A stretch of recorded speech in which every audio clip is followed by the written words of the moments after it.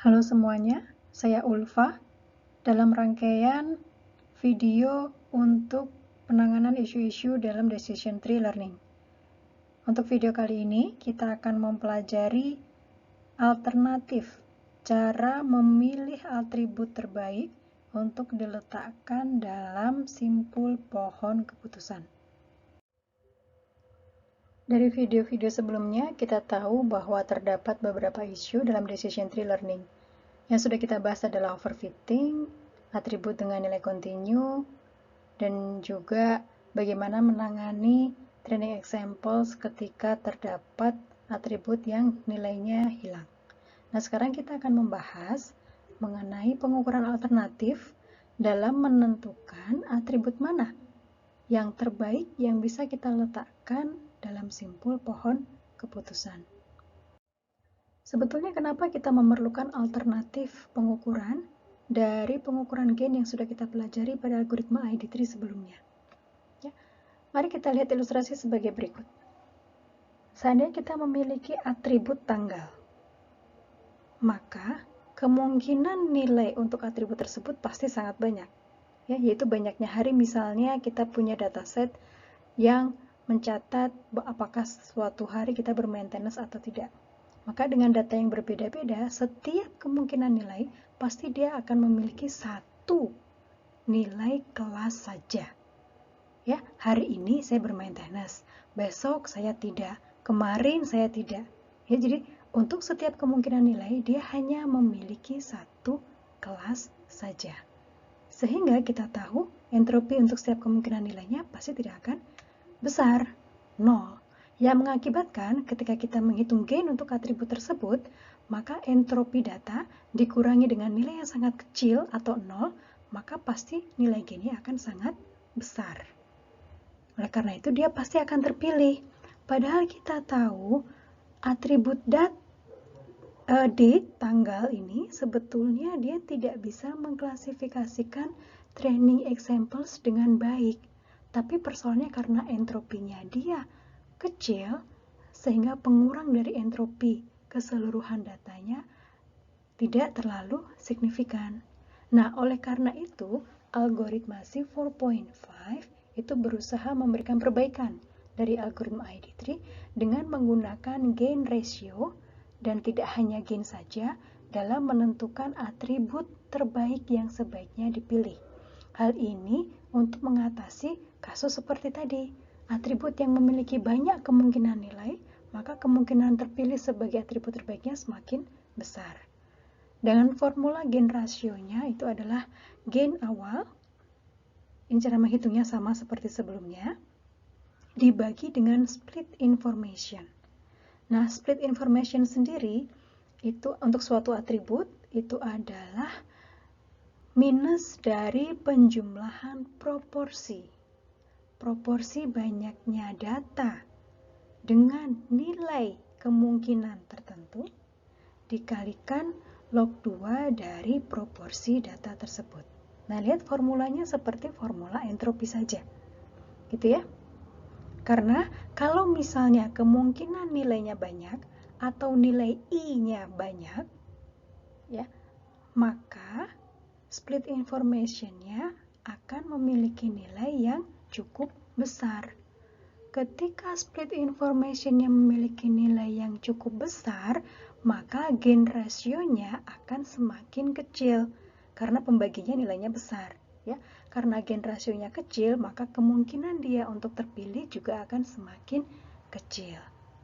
Tapi kalau misalnya kemungkinan nilai dari suatu atribut A tadi tidak banyak, maka kemungkinan gain rasionya bisa lebih besar lagi, kemungkinan untuk dipilihnya lebih besar dibandingkan dengan atribut yang banyaknya kemungkinan nilainya sangat besar.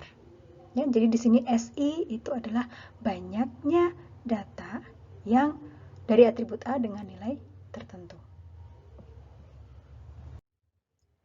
Oke, mari kita lihat ilustrasinya pada contoh dataset berikut yang tampak pada layar. Kita memiliki atribut date, tanggal, dan kita juga memiliki atribut 2 dan atribut 3. Tapi kita hanya memberikan contoh untuk yang satu atribut saja, yaitu atribut 2. Di sini akan diperlihatkan bagaimana proses penghitungan split information untuk atribut date dan untuk atribut ATR2 ya. Nah, untuk date kita memiliki 6 kemungkinan nilai pada dataset ini. Sehingga kita menjumlahkan proporsi untuk setiap instance kemungkinan nilainya dikalikan log 2 dari proporsi tersebut. Oke. Karena kita punya 6 kemungkinan nilai, masing-masing ada satu data, maka kita seolah-olah mengalihkan 1/6 kali log 2 1/6 sebanyak 6 kali.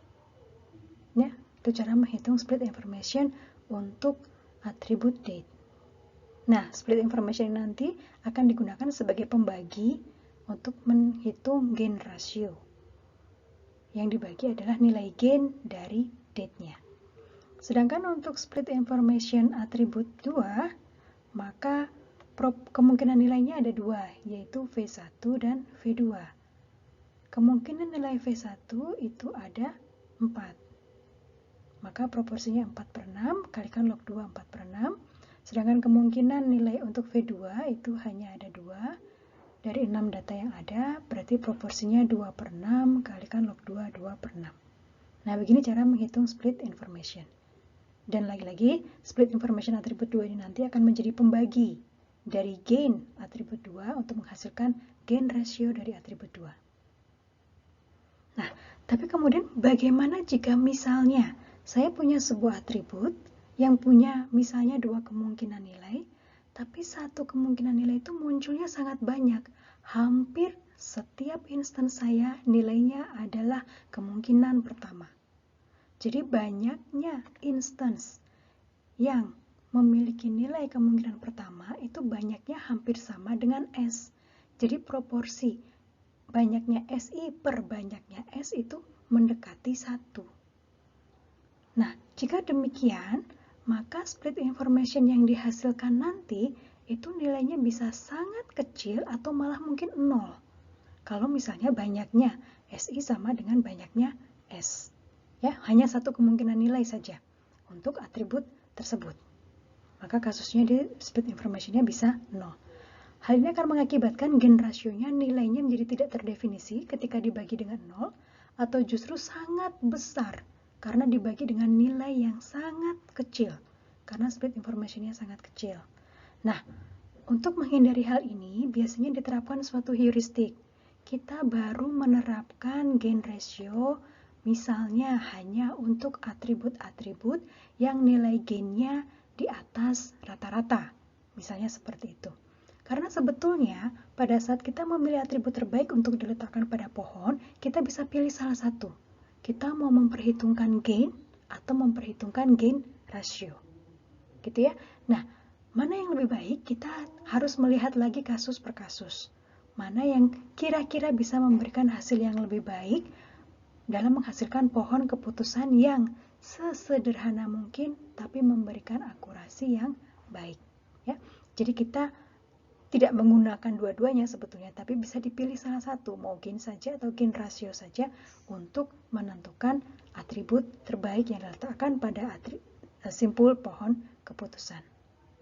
Nah, ini adalah salah satu alternatif dan ini digunakan pada algoritma C4.5 ya, untuk mengatasi atribut yang memiliki banyak sekali kemungkinan nilai. Demikianlah video mengenai alternatif pengukuran untuk memilih atribut terbaik yang akan diletakkan dalam simpul pohon keputusan. Selamat belajar!